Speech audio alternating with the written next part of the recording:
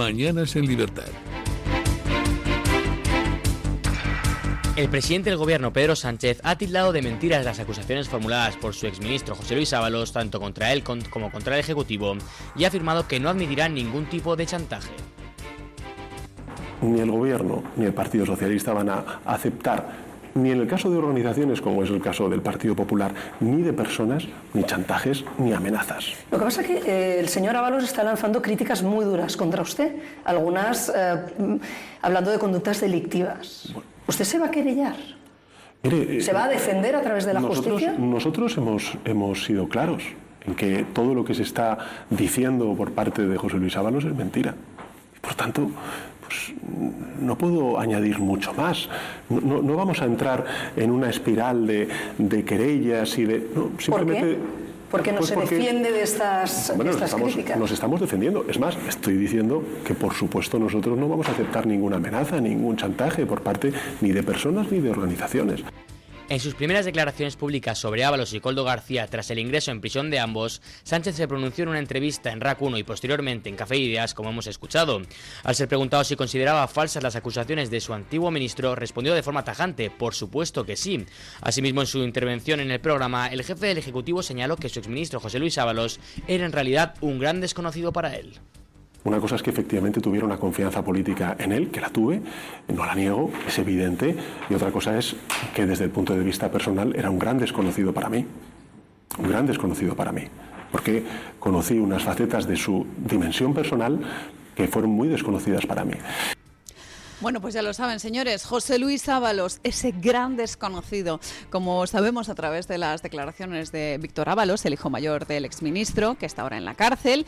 El propio Pedro Sánchez y su mujer llegaron a dormir en casa de José Luis Ábalos, y no solo eso, sino que fueron en un coche muy pequeñito, acuérdense ustedes de ese famoso Peugeot, a recorrer España en la época de las primarias, que les digo que son viajes largos en los que da tiempo a hablar largo y tendido, y sin embargo ahora reniega Pedro Sánchez de José Luis Ábalos hasta el punto que dice que desde que empezó a conocerse todo lo que rodeaba a José Luis Ábalos, pues él es uno de los grandes sorprendidos por cómo era su presunto hombre de confianza, ese secretario de organización del Partido Socialista que tuvo cargos tan importantes como llevar a cabo la moción de censura contra Mariano Rajoy. Si no es una persona de la confianza de Pedro Sánchez, ¿cómo es posible, ¿no?, que hubiera accedido pues a ese punto? Es evidente que tenía confianza política en él, y lo que sorprende ahora es todo este desmentido en torno a José Luis Ábalos. Pero no solamente eso, sino que también ha dicho Pedro Sánchez que reniega de todo lo que ha dicho José Luis Ábalos respecto a Begoña Gómez, de la involucración de la esposa del presidente en el rescate de Air Europa.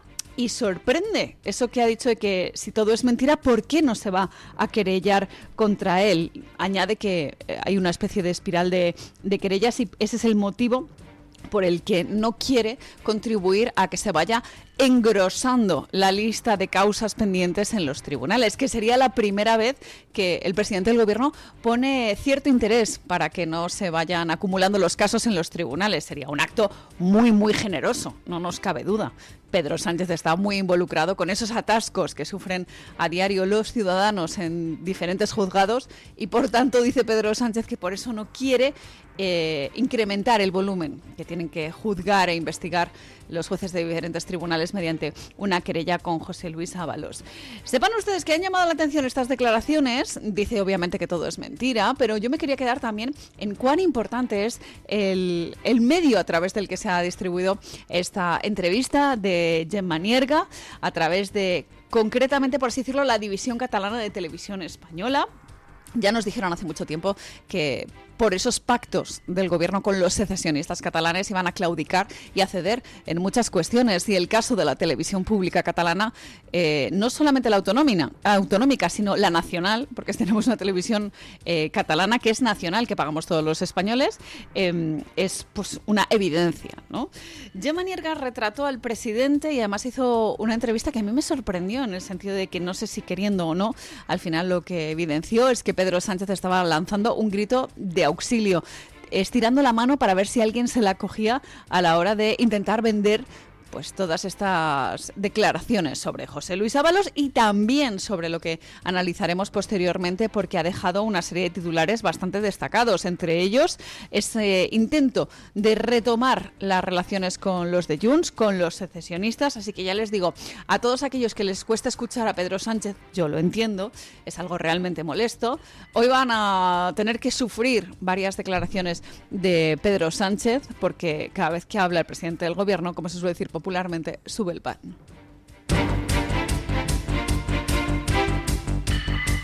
El hijo mayor de José Luis Ábalos desvela los motivos por los que Pedro Sánchez cesó como ministro a su padre. Víctor Ábalos ha explicado con detalle en una entrevista exclusiva con Voz Populi que los verdaderos detonantes fueron la confesión de Carolina Perles al entorno del PSOE y del presidente sobre el supuesto consumo de prostitución por parte del exministro y un supuesto informe del CNI sobre sus actividades y las de su primogénito. Sin embargo, afirma que también jugaron un importante papel los intereses del lobby Acento, vinculado al exministro José Blanco y otros ex altos cargos socialistas. No las personas, sino la estructura, ¿de acuerdo? Es una estructura que el vértice está Acento, está el exministro Blanco, y por encima de él está el expresidente Zapatero. Es decir, ¿qué intereses tendría Pedro Saura o Ricardo Mar u otras personas en este sentido, en que mi padre fuera cesado como ministro del Ministerio de Transportes en ese momento? Pues obviamente el control del negocio. Es decir, si mi padre es un problema para que los lobbies, en este caso Acento, facture, tenga unos rendimientos, pues hay que cambiar el ministro. Declaraciones, como escuchaban, del hijo mayor de José Luis Ábalos y en particular de todo lo que va a empezar a salir, porque a veces los que más tienen que perder no son esas personas que están en la cárcel, que ya de por sí están privados de libertad y, como dijo el propio José Luis Ábalos, hay mucho frío en la cárcel, sino que también tienen mucho que perder los familiares próximos. Hablamos del hijo y en la siguiente noticia vamos a hablar de la esposa de Santos Cerdán, de la famosa Paqui, que de repente se vio en un momento pues rodeada de mucho lujo, que quizás hay personas que consideran que es algo que se les debe, que es inherente a ser la esposa de, y que por tanto pues se les está privando de ciertos beneficios. Y lo que van a empezar a sacar a la luz es lo que realmente está poniendo nervioso a Pedro Sánchez. Como les digo, no es casualidad que haya concedido una entrevista a Gemma Nierga a través de esa división catalana de Televisión Española, porque tenía cosas que decir Pedro Sánchez después de haber estado mucho tiempo en silencio. Ya nos pasó con esa jornada, esas dos jornadas a las que nos remitió Pedro Sánchez cuando dijo que iba a reflexionar sobre si seguía adelante en el cargo y sobre si realmente le merecía la pena mantenerse como presidente del gobierno cuando estaba activada lo que él llamaba la máquina del fango. Todos esos medios de comunicación enseñando, mostrando, sacándole las vergüenzas al presidente del gobierno, porque recordemos que no solamente estamos hablando del escándalo de corrupción, yo creo que es algo que la gente sí que entiende y que ve próximo a Pedro Sánchez y al PSOE, ese nexo en el que se movía muchísimo dinero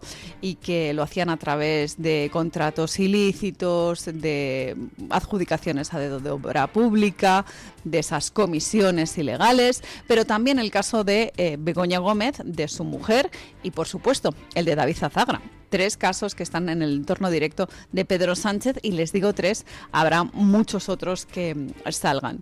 Con respecto a Víctor Ábalos, hay que tener claro que estamos teniendo a cuentagotas estas declaraciones a través de diferentes medios de comunicación, en particular es Voz Populi y El Mundo los que nos están dando a través de una serie de entregas pues todas estas declaraciones, pero ya les digo yo que hay mucho que vamos a conocer en los próximos días, al igual que con el caso de Santos Cerdán. Ayer mismo hablaba Miguel Tellado de cómo habían llamado a la comisión de investigación del Senado el próximo día 17 de diciembre a Santos Cerdán, al que fuera secretario de organización del PSOE, que como saben ahora está en libertad después de haber pasado un tiempo en prisión, un tiempo para reflexionar sobre lo que le puede pasar.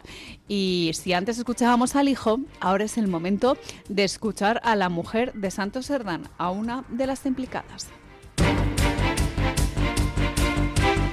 La portavoz del PP en el Senado, Alicia García, ha anunciado que su grupo convocará a Paqui Muñoz, esposa de Santos Cerdán, para comparecer en la comisión de investigación del Senado sobre el denominado caso PSOE el próximo 15 de diciembre. El programa no tenía solo un recaudador, tenía una estructura familiar. El lunes 15 de diciembre tendrá que dar explicaciones Francisca Muñoz, alias la Paqui, la esposa de Cerdán. Tendrá que contar esa tarjeta corrupción premium para gastar a fondo perdido y a todo lujo y cómo operaba la empresa Servinavar. El recaudador y la gastadora de la trama, Cerdán y la Paqui. Queremos saber quién daba las órdenes en la pandilla del Peugeot. ¿Era Ábalos, era Koldo o, como todo apunta, era el propio Sánchez? Santos Cerdán yo creo que era el capataz de este sistema corrupto. Ábalos y Koldo eran los obreros, pero toda obra tiene un arquitecto. Esta obra tiene nombre y apellidos y es Pedro Sánchez. García explicó que el Partido Popular dedicará 2 semanas temáticas a mediados de diciembre para diseccionar la anatomía del saqueo sanchista. Además, hay que recordar que el lunes el secretario general del PP, Miguel Tellado, confirmó que será el propio Cerdán quien acude a la comisión el 17 de diciembre. También adelantó que citarán a Víctor Ábalos, hijo del exministro de Transportes, y a Antonio Hernando, actual secretario de Estado de Telecomunicaciones. Bueno, sepan ustedes que la comisión de investigación en el Senado no tiene una carga penal, no implica directamente que vayan a ir a la cárcel por lo que digan en el Senado, si es que se deciden hablar, pero tiene un poderosísimo mensaje político y se puede transformar en, como les decimos, una causa de investigación si en el Senado se deciden revelar alguna cuestión que luego posteriormente pues pueda ser investigada, corroborada y por tanto penada. De ahí que sea tan importante esta declaración, que en muchos casos es, por así decirlo, la antesala de una posterior investigación. Les decía yo lo mismo respecto al caso de el hijo mayor de José Luis Ábalos, de Víctor Ábalos, y es que a veces los familiares también tienen mucho que perder. En el caso de esta trama familiar, la del exsecretario de organización del PSOE, de Santos Cerdán, hablaban precisamente de cómo existía pues una red familiar a través de la cual se sacaba el dinero, y han puesto encima de la mesa el caso de Paqui, la mujer de Santos Cerdán, que tenía una tarjeta, tal y como hemos conocido a través de diferentes medios de comunicación, a través de la que gastaba muchísimo dinero, y de hecho se dice que a la Paqui se la conocía en el Corte Inglés precisamente por el gasto que hacía, ¿no?, la mujer de Santos Cerdán. Pero no es el único, porque el hermano también estaba contratado a través de esa sociedad, Servinavar, que tenía su sede en Navarra, pero que tenía tentáculos que se extendían, por ejemplo, hasta Sevilla, donde nada más y nada menos se hizo el famoso Puente del Centenario en Sevilla, y allí estaba el hermano que sería el testaferro de Cerdán, es decir, la persona encargada de guardar este dinero negro en el escondite para posteriormente blanquearlo, ¿no?, para pasar de B a A, para que al final fuera aflorando todo este dinero ilícito venido a través de esas pequeñas comisiones, que digo pequeñas, pero que en realidad eran multimillonarias. Hay vecinos, que esto pasa mucho en los pueblos, como es el caso de Milagro, en Navarra, donde ahora está refugiado Santos Cerdán, que empiezan a hablar, que empiezan a contar cómo era la Paqui y cómo era la relación con Santos Cerdán. Y lo mismo ocurre en Sevilla. Esos vecinos que hablan del hermano de la Paqui, que al final se había comprado un montón de cosas y que vivía por encima de sus posibilidades, hasta el punto de que se habla de una deuda que se saldó en prácticamente 24 horas, incluso una hipoteca que se amortizó en muy poquito tiempo. Claro, esto contrasta con supuestamente los ingresos limpios que tenían, esos ingresos respecto a su trabajo, lo legítimamente recibido o percibido por ese desempeño laboral, tanto el de la Paqui como el del hermano. Cositas que empiezan a no cuadrar y vecinos que empiezan a hablar. Al final, señores, tanta evidencia terminará, en mi opinión, por lastrar no solamente a Santos Cerdán, sino también a José Luis Ábalos, a todo su entorno y, ¿por qué no?, al presidente del Gobierno. La UME actúa en Cataluña para controlar la población de jabalíes tras la reorganización del Seprona acordada por el gobierno con ERC. Hace un año el PSOE pactó con los independentistas una reestructuración del servicio del Seprona, una de las unidades de referencia de la Guardia Civil en materia medioambiental. Ahora, ante la expansión de la peste porcina africana entre los jabalíes en Cataluña, el Ejecutivo ha solicitado la intervención de más de un centenar de militares de la Unidad Militar de Emergencias para contener la crisis. Según lo acordado, ERC respaldaría tanto la gestión del gobierno de Salvador Illa en Cataluña como la del Ejecutivo de Pedro Sánchez en Madrid. El pacto sobre el futuro de Seprona se cerró el 5 de diciembre de 2024 durante una cumbre celebrada en Barcelona, presidida por Illa y con la participación del ministro del Interior, Fernando Grande Marlaska. En esa reunión los socialistas se comprometieron a no reponer las vacantes del Seprona con el objetivo de avanzar hacia un traspaso progresivo de sus competencias medioambientales a los Mossos de Escuadra. Bueno, ¿quién iba a pensar que en esto de la crisis porcina, la crisis de esa peste en Barcelona, iba a tener dos puntos muy fuertes? Por un lado el ecologismo y por otro lado el independentismo.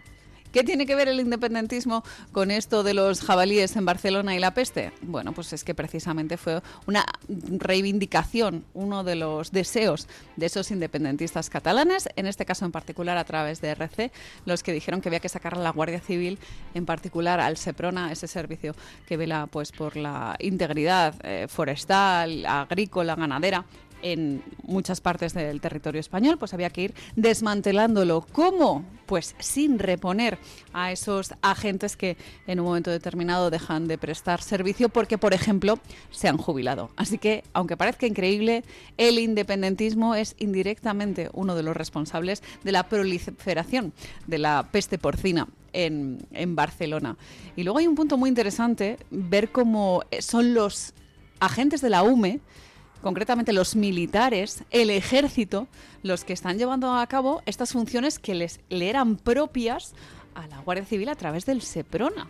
Y seguro que ustedes habrán visto más de una imagen de cómo se ha movilizado la UME rápidamente para hacer frente a esto que de momento es un foco aislado, como les decimos, de peste porcina africana que afecta a unos jabalíes. Y además, de hecho, nos han dado una explicación tan rocambolesca sobre que había un bocadillo contaminado y que ese podía haber sido el foco de la infección por parte de los jabalíes, que realmente es como para no creer, ¿no? Un bocadillo presuntamente trasladado por un camionero que venía de fuera de nuestro país y que había dejado abandonado ese bocadillo y que terminó, de hecho, en las fauces, presuntamente, de este jabalí, que ha sido el paciente cero de este brote de peste porcina africana en nuestro país.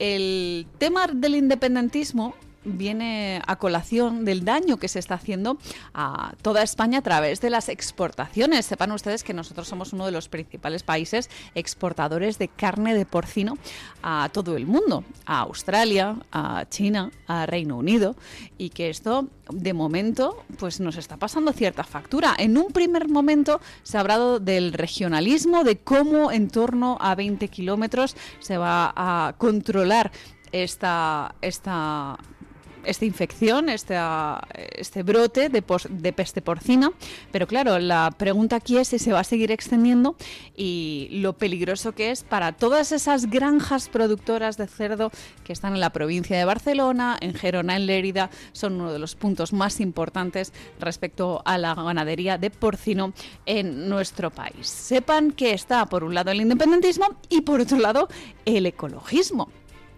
Muchas personas han hablado de cuán importante es preservar el medio ambiente en nuestro país, y cuando hablamos del medio ambiente se señala de manera muy directa a los cazadores, que es para los ecologistas lo peor, absolutamente lo peor, cuando en realidad tienen funciones muy importantes, como son, por ejemplo, que se limiten las poblaciones, en particular pues de jabalíes, de ciervos, en las zonas en las que proliferan de manera exacerbada. Es una manera de controlar la naturaleza y, de hecho, es algo que tradicionalmente ha hecho el ser humano. Ayer don Luis del Pino hablaba en estos micrófonos de la caza de jabalí con arco y flechas, que era algo que para los ecologistas les parecía como un poquito más natural aun teniendo en cuenta lo difícil que podía ser una agonía por parte de un jabalí que hubiera recibido un disparo en una zona no certera. Y es que cazar con arco, pues desde luego no es nada sencillo. En el caso del control de la población de jabalíes, seguro que lo han visto ustedes, no solo en Barcelona, en la Collserola, que es el monte en el que está colocado el Tibidabo en particular, o que, por ejemplo, si ustedes han pasado por Barcelona, seguro que han visto la famosa Torre de la Collserola, que es, pues por así decirlo, lo que sería el Pirulí de Barcelona, ¿no? Esa torre a través de la cual se repite la telecomunicación dentro de la ciudad. Bueno, pues esto es lo que pasa concretamente cuando se juntan esas dos cosas, la batalla por el ecologismo y también la inferencia del independentismo catalán. Ese independentismo que ya lo ven, no sé si justicia divina o no, pero lo que nos está trayendo es una peste porcina, que es lo último que querríamos tener nosotros en nuestro país. De momento, ya les digo, el foco controlado en Barcelona, con una UME, con el ejército desplegado, que ya ven que cuando es necesario que se despliegue el ejército, lo poquísimo que tardan. Piensen ustedes en lo que pasó en La Dana, en esa comparación tan terrible. ¿Por qué tardaron tanto los militares en llegar allí? Bueno, pues eso es una pregunta que de nuevo ponemos encima de la mesa. Y antes de pasar a la noticia de interés general, tengo que recordarles que respecto a La Dana se ha fallado, un juez ha determinado que una de las víctimas de La Dana finalmente sí que lo es, que murió a causa de esa inacción en el momento de esa terrible riada. Estamos hablando de la última víctima, de Agustín, un hombre que murió a causa de haber pasado una terrible hipotermia. Durante mucho tiempo estuvo sumergido en el agua en su domicilio y por tanto al final se falla que efectivamente esta fue una víctima más de la terrible Dana.